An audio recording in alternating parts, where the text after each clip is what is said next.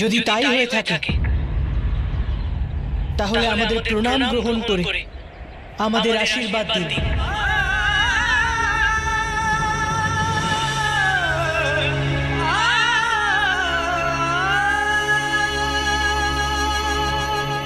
আপনি এটাই ভাবছেন তো যে আমরা আপনাকে প্রণাম কেন করলাম?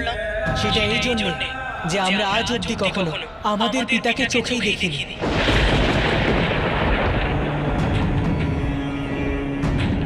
আর যখন প্রথমবার আমরা আমাদের মনের মধ্যে ওনার ছবি আঁকার চেষ্টা করলাম, তখন আপনার ছবি অঙ্কিত হয়েছিল।